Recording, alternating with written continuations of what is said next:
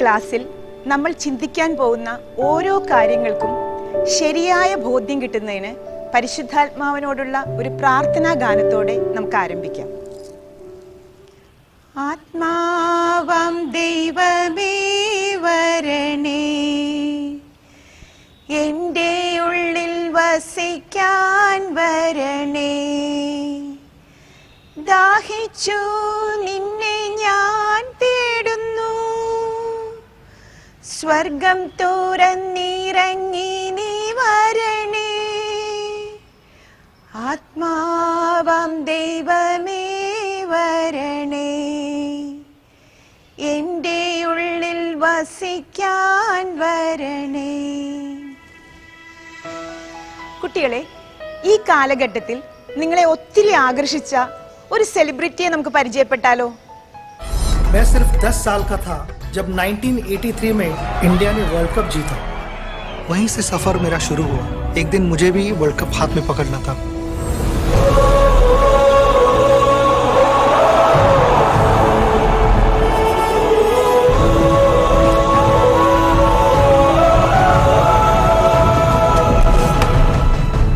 नाम क्या बोला अपने भाई का? Sachin Tendulkar, what a wonderful player.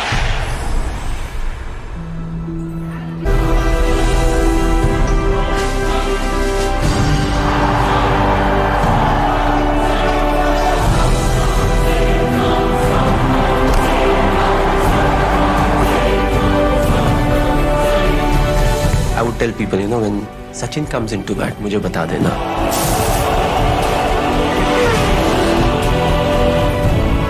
Cricket खेलना मेरे लिए मंदिर जाने की तरह था.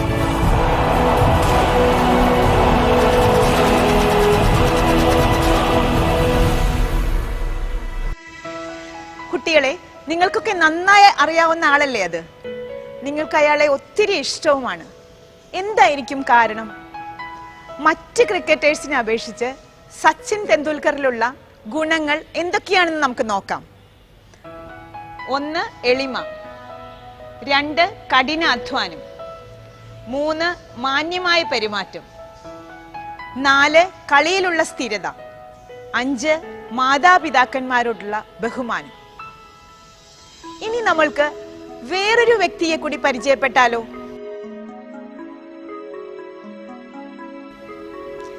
നിങ്ങൾക്ക് ഈ വ്യക്തിയെ ഇഷ്ടപ്പെടാതിരിക്കാനുള്ള കാരണങ്ങൾ കൂടി നമുക്കൊന്ന് നോക്കിയാലോ? 1. യഹൂദന്മാരോടുള്ള അയാളുടെ വൈരാഗ്യം. 2. പെരുമാറ്റത്തിലെ കാഠിന്യം. യഹൂദന്മാരോട് അയാൾ ചെയ്ത ക്രൂരതകൾ. ഈ 2 തരം വ്യക്തിത്വങ്ങളിലെ വ്യത്യാസങ്ങൾ നിങ്ങൾക്ക് നന്നായി മനസ്സിലായി കാണുമല്ലേ? എന്തായിരിക്കും കാരണം? ഫ്രീ ആയിട്ട് നിങ്ങളുടെ മനസ്സിലുള്ളത് മിസ്സിനോട് പറയാട്ടോ. അതെ, അവർ വളർന്ന സാഹചര്യങ്ങളും അവരുടെ മാതാപിതാക്കന്മാർക്ക് അവരോടുള്ള പെരുമാറ്റ രീതികളും അവരുടെ രൂപീകരണവുമാണ് ഈ 2 തരം വ്യക്തിത്വങ്ങൾ രൂപീകൃതമായതിന്റെ അടിസ്ഥാനം. ഇത്രയൊക്കെ നമ്മൾ പറഞ്ഞില്ലേ? ഇനി നമ്മൾക്ക് നമ്മെ തന്നെ ഒന്ന് സ്വയം വിലയിരുത്തിയാലോ? ഈ ചാർട്ട് നോക്കി നമ്മളുടെ ഗുണങ്ങളും ദോഷങ്ങളും നമുക്കൊന്ന് സ്വയം വിലയിരുത്താം. ധൈര്യവാൻ, കരുതുന്നവൻ, നീതിമാൻ, കാര്യങ്ങൾ അറിയാൻ താല്പര്യമുള്ളവൻ, മധ്യസ്ഥൻ, സഹായമനസ്കൻ, സഹകരിക്കുന്നവൻ, ചിട്ടയുള്ളവൻ, ബുദ്ധിമാൻ, തൊട്ടാവാടി സ്വഭാവം, കളിതമാശയുള്ളവൻ, കൃത്യനിഷ്ഠ, ആത്മാർത്ഥത, അനുസരണ, എല്ലാവരോടും സഹകരിക്കുന്നവൻ. കുട്ടികളെ, നിങ്ങളൊക്കെ സ്വയം വിലയിരുത്തി കാണുമല്ലേ? ഇനി നമ്മളിലുള്ള കുറവുകളെയൊക്കെ മാറ്റണമെന്ന് നമുക്ക് ആഗ്രഹമില്ലേ? നമ്മുടെ ചുറ്റുപാടും ധാരാളം മനുഷ്യരുണ്ട്. അവരിൽ വിവിധ സ്വഭാവക്കാരുണ്ട്. അവരിൽ നല്ലവരുടെ നല്ല ഗുണങ്ങൾ അനുകരിക്കാൻ നമുക്കൊക്കെ ആഗ്രഹമില്ലേ? തീർച്ചയായും ആഗ്രഹിക്കണം. എന്നാലേ നല്ല ഒരു വ്യക്തിത്വം നമ്മളിൽ രൂപീകൃതമാകും. ഈ അധ്യായത്തിലൂടെ കടന്നു പോകുമ്പോൾ നമുക്ക് മനസ്സിലാവും ആരെയാണ് നമ്മൾ റോൾ മോഡലായി എടുക്കേണ്ടതെന്ന്, അല്ലെങ്കിൽ ആരെയാണ് നമ്മൾ അനുകരിക്കേണ്ടതെന്ന്. കുട്ടികളെ ലോകപ്രശസ്ത മനഃശാസ്ത്രജ്ഞരായ എബ്രഹാം മാസ്ലോ, മിൽട്ടൺ മേയർ എന്നിവർ വളരെ നാളത്തെ ഗവേഷണത്തിന് ശേഷം അവർക്ക് ഒരു കാര്യം മനസ്സിലായി. എന്താണെന്നോ, ഈ ലോകത്തിലെ ഏറ്റവും വ്യക്തിപ്രഭാവമുള്ള വ്യക്തി ഈശോയാണെന്ന്. ഈശോയുടെ വ്യക്തിത്വം നമ്മൾ എങ്ങനെ മനസ്സിലാക്കുക? അവിടുത്തെ വചനങ്ങളും പ്രവൃത്തികളും അടങ്ങിയ അവിടുത്തെ വ്യക്തിത്വം 4 സുവിശേഷങ്ങൾ, അതായത് മത്തായി, മർക്കോസ്, ലൂക്ക, യോഹന്നാൻ, ഇവ ചേർത്ത് വെച്ചാൽ നമുക്ക് വെളിപ്പെടും. ഇവ മനസ്സിലാക്കിയാൽ നമുക്ക് ഈശോയെ അനുകരിക്കാം എന്ന് മാത്രമല്ല, നമ്മളുടെ വിശ്വാസ ജീവിതത്തെ ബലപ്പെടുത്താനും അത് ഉപകരിക്കും.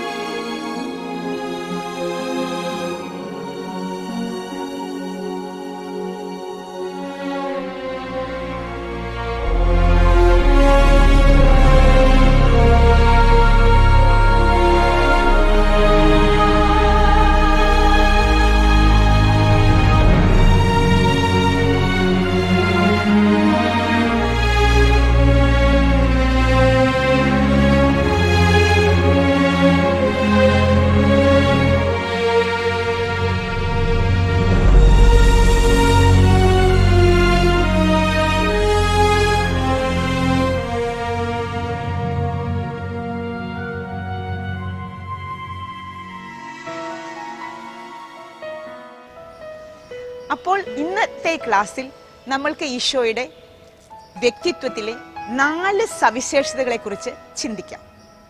1, പിതാവിന്റെ പ്രിയപുത്രൻ. അതെ, ഈശോ പിതാവിന്റെ പ്രിയപുത്രനായിരുന്നു. നമ്മളും അങ്ങനെയൊക്കെ തന്നെയല്ലേ? നമ്മുടെ മാതാപിതാക്കന്മാരുടെ പ്രിയ മകനും മകളുമല്ലേ നമ്മൾ? ഈശോയുടെ മാമോദീസ വേളയിലും രൂപാന്തരീകരണ സമയത്തും പിതാവ് വ്യക്തമായി ഇത് വെളിപ്പെടുത്തുന്നുണ്ട്. ഇവൻ എന്റെ പ്രിയപുത്രനാണെന്ന്.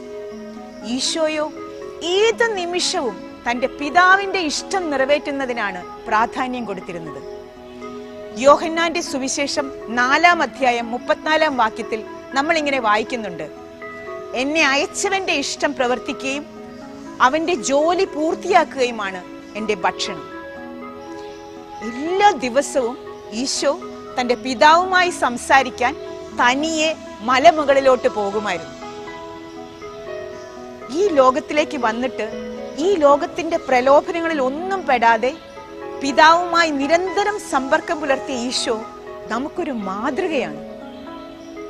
ഞാൻ ഈയിടെ കേട്ടതാണ്, നമ്മുടെ നാട്ടിലെ ഒരു കുട്ടി +2 വരെ കാറ്റഗറിസത്തിന് ക്ലാസ് ടോപ്പറായിരുന്നു. CLCക്കൊക്കെ ഭയങ്കര ആക്റ്റീവായിരുന്നു. +2 പഠനം കഴിഞ്ഞ് ഹയർ സ്റ്റഡീസിന് ബാംഗ്ലൂർക്ക് പോയി. അവിടെ ചെന്നിട്ട് വേറൊരു വിശ്വാസത്തിലുള്ള ഒരു യുവാവുമായി പരിചയപ്പെട്ടു, പ്രണയത്തിലുമായി. അവസാനം അയാളെ കല്യാണവും കഴിച്ചു. ആ കുട്ടിക്ക് തന്റെ വിശ്വാസം ഉപേക്ഷിക്കാൻ യാതൊരു മടിയും ഉണ്ടായിരുന്നില്ല. ഞാൻ എപ്പോഴും ആലോചിക്കും, ആ കുട്ടി എന്തിനിങ്ങനെ ചെയ്തു എന്ന്. എനിക്ക് തോന്നുന്നത് ഈശോയുടെ ഈ സവിശേഷത നമ്മൾക്ക് അനുകരിക്കാവുന്ന ഒരു പ്രധാനപ്പെട്ട ഗുണമാണ്. നമ്മൾ എവിടെ പോയാലും നമ്മുടെ മാതാപിതാക്കന്മാരുമായി നിരന്തര സമ്പർക്കം വേണം. അതുപോലെ തന്നെ അവർ ആഗ്രഹിക്കുന്നത് എന്താണോ അത് പൂർത്തീകരിക്കുകയായിരിക്കണം നമ്മുടെ ലക്ഷ്യം. പുതിയ സ്ഥലങ്ങളിലോട്ടൊക്കെ പോകുമ്പോൾ നമ്മളെ ഇതുവരെ രൂപീകരിച്ച പാരൻസിനെയും നമ്മുടെ വിശ്വാസത്തെയും നമ്മൾ ഒരിക്കലും മറക്കരുത്. ഈശോയുടെ വ്യക്തിത്വത്തിന്റെ രണ്ടാമത്തെ സവിശേഷത ഈശോ സമഗ്ര വിമോചകൻ ആണെന്നാണ്. കുട്ടികളെ, നമ്മുടെ ശരീരവും മനസ്സും ആത്മാവും തമ്മിൽ വളരെയേറെ ബന്ധമുണ്ട്. ഒന്നിനെ ബാധിക്കുന്ന പ്രശ്നം മറ്റു രണ്ടിനെയും ബാധിക്കും. നിങ്ങൾ കണ്ടിട്ടില്ലേ, നിങ്ങളുടെ മനസ്സ് വളരെ വിഷമിച്ചിരിക്കുമ്പോൾ നിങ്ങൾക്ക് ഒന്നും ചെയ്യാൻ തോന്നില്ല. അതുപോലെ നമ്മൾ രോഗിയാണെങ്കിലോ നമ്മളുടെ മനസ്സ് വളരെ വേദനിച്ചിരിക്കും. ശരീരത്തിന് അസുഖം മാറാൻ നമ്മൾ എന്ത് ചെയ്യും? ആ രോഗത്തെ ചികിത്സിക്കുന്ന ഡോക്ടറുടെ അടുത്ത് പോകും. എന്നാൽ മനസ്സിന്റെ അസുഖം മാറാനോ നിങ്ങൾ എന്ത് ചെയ്യും കുട്ടികളെ? അതെ, കൗൺസിലിങ്ങിന് പോകും. എന്നാൽ ശരീരത്തിനും മനസ്സിനും ആത്മാവിനും ഒരുമിച്ച് മോചനം തരാൻ കഴിയുന്ന ഒരേ ഒരാൾ മാത്രമേ ഉള്ളൂ, അതാണ് ഈശോ. അതിനെയാണ് സമഗ്ര വിമോചനം എന്നതുകൊണ്ട് ഉദ്ദേശിക്കുന്നത്. എന്നാൽ ഇതിനുവേണ്ടി ഈശോ തെരഞ്ഞെടുത്തിരിക്കുന്ന മാർഗം എന്താണെന്നോ? അതെ, കുരിശുമരണം തന്നെ. നസ്രത്തിലെ സിനഗോഗിൽ യെശയ്യാ പ്രവാചകന്റെ പുസ്തകം വായിച്ചിട്ടാണ് ഈശോ തന്റെ ദൗത്യം ആരംഭിച്ചത്. ലൂക്കായുടെ സുവിശേഷം 4-ാം അധ്യായം 18-19 വാക്യങ്ങളിൽ നാം അത് കാണുന്നുണ്ട്. കർത്താവിന്റെ ആത്മാവ് എന്റെ മേലുണ്ട്, ദരിദ്രരോട് സുവിശേഷം അറിയിക്കുവാൻ അവിടുന്ന് എന്നെ അഭിഷേകം ചെയ്തിരിക്കുന്നു. ബന്ധിതർക്ക് മോചനവും അന്ധർക്ക് കാഴ്ചയും അടിച്ചമർത്തപ്പെട്ടവർക്ക് സ്വാതന്ത്ര്യവും കർത്താവിന് സ്വീകാര്യമായ വത്സലരവും പ്രഖ്യാപിക്കാൻ അവിടുന്ന് എന്നെ അയച്ചിരിക്കുന്നു. കുട്ടികളെ, നമ്മുടെ കോളേജുകളിലൊക്കെ നടക്കുന്ന അക്രമ രാഷ്ട്രീയങ്ങളെ പറ്റി നിങ്ങൾക്കൊക്കെ അറിവുള്ളതല്ലേ? എത്രയെത്ര വിദ്യാർത്ഥികളാ രാഷ്ട്രീയ വൈരാഗ്യത്തിന് ഇരയാകുന്നത്. അവിടെയാണ് ഈശോയുടെ മാർഗത്തിന്റെ മഹത്വം നമ്മൾ മനസ്സിലാക്കുന്നത്. ലോകം ഭോഷത്വം എന്ന് പറഞ്ഞ കുരിശിലൂടെയാണ് അവിടുന്ന് ഈ രക്ഷ, അതായത് സമഗ്ര വിമോചനം സാധ്യമാക്കുന്നത്. ഓരോ ദിവ്യ ബലിയിലും കുട്ടികളെ നമുക്ക് ഈ സമഗ്ര വിമോചനം കിട്ടുന്നുണ്ട്. അതുകൊണ്ട് അനുദിന ദിവ്യബലി നമുക്ക് മുടക്കാതിരിക്കാം.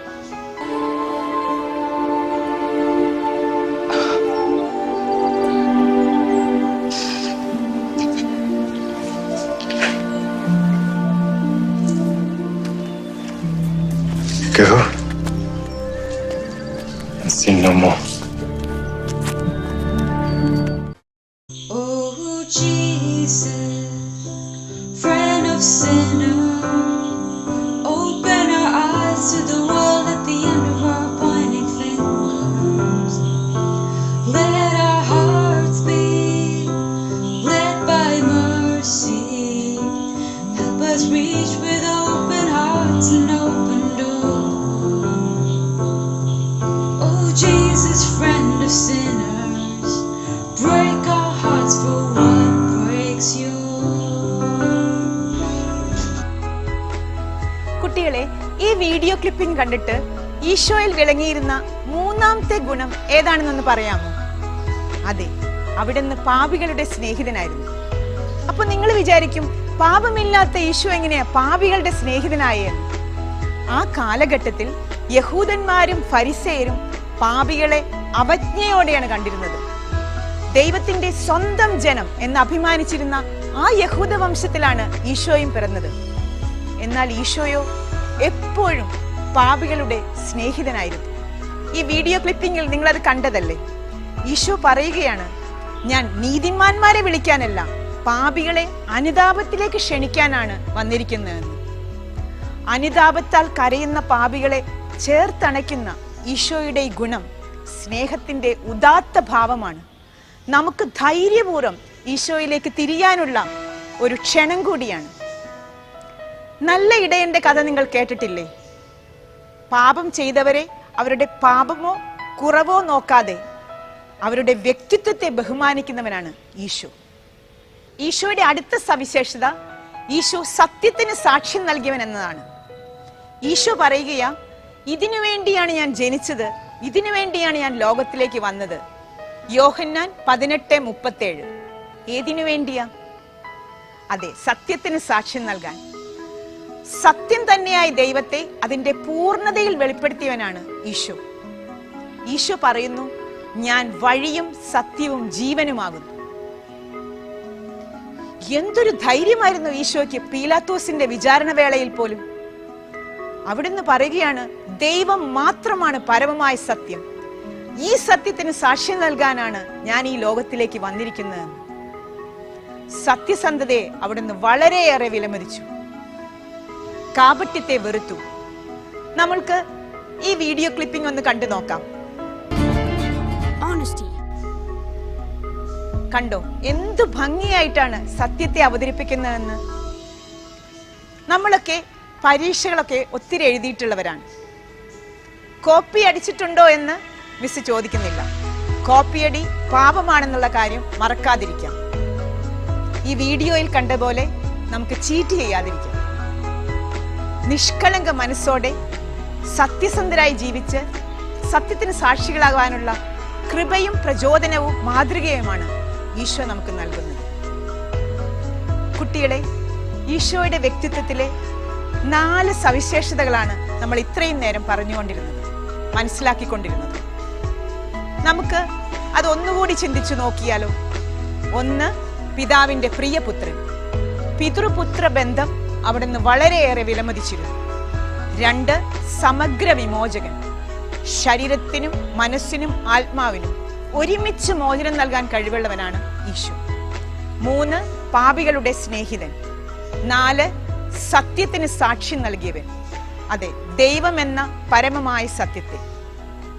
അപ്പോൾ കുട്ടികളെ, നമുക്ക് ഈശോയുടെ ഈ 4 ഗുണങ്ങളും നമ്മുടെ ജീവിതത്തിൽ സ്വായത്തമാക്കാൻ പരിശ്രമിക്കാം.